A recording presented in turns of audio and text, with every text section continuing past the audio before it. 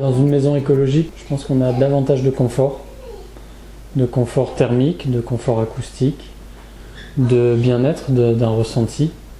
Dans le choix des matériaux, on a essayé d'aller le plus loin possible, mais quand même avec des matériaux manufacturés, entre autres pour tout ce qui est isolation, de la ouate de cellulose, de la laine de bois, de la fibre de bois.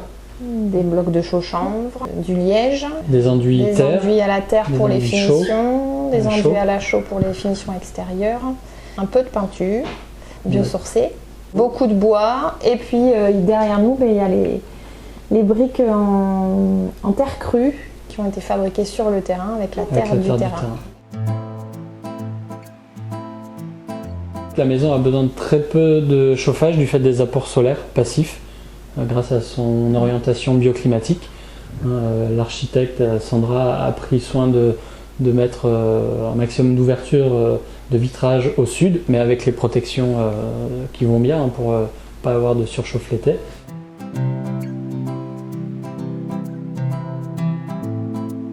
L'aspect bioclimatique, c'est ça en fait.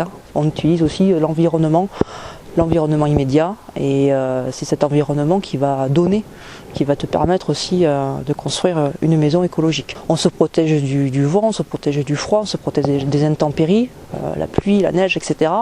Et on va s'orienter, s'ouvrir au soleil pour utiliser l'énergie du soleil, toutes ces calories qu'on va réintroduire après dans la maison par le solaire passif d'hiver, et on va s'en protéger aussi l'été par contre. Avec le Soleil-U sur la partie haute, ça nous a permis aussi de venir capter ce soleil-là.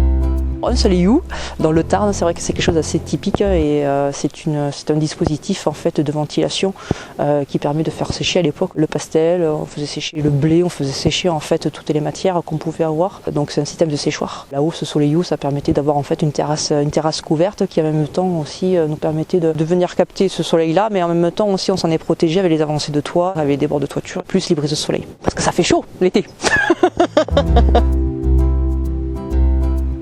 On a des systèmes d'apport solaire passif pour le chauffage, une petite serre qui nous permet de monter facilement à 28-29 degrés, même quand il fait moins de 10 dehors s'il y a du soleil, et donc il nous apporte vraiment pas mal de calories. Il suffit d'ouvrir les fenêtres entre la serre et le séjour pour récupérer cette chaleur. Et on a aussi un petit système de radiateurs solaires, des petits murets en briques de terre crue, également fabriqués avec la terre du terrain, qu'on a peint en noir, qui sont disposés derrière du double vitrage simple pour profiter de l'effet de serre en fait, et chauffer ces briques. On appelle ça du mur trombe, mais bon, c'est plus un effet de captage du rayonnement solaire pour restituer après la chaleur captée à l'intérieur. On a aussi le système Capter qui nous permet de faire entrer de l'air préchauffé derrière un polycarbonate grâce à un petit moteur qui est alimenté par une cellule photovoltaïque, et qui donc nous permet d'injecter dans la maison de l'air chaud préchauffé de l'extérieur et qui nous rajoute encore des calories en plus. C'est un système sans raccord électrique, complètement autonome.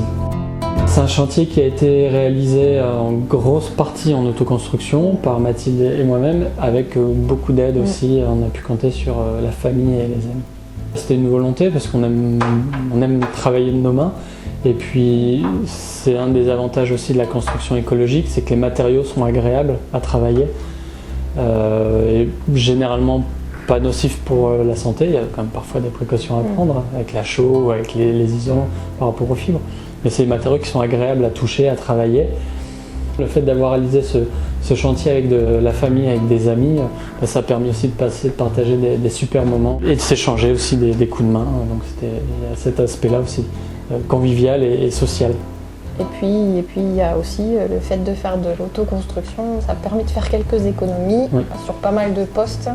Les économies réalisées sur la main-d'œuvre ont permis de pousser vraiment la construction au maximum au niveau du choix de la qualité et de l'aspect écologique biosourcé des matériaux, et de ne pas transiger sur ces postes-là.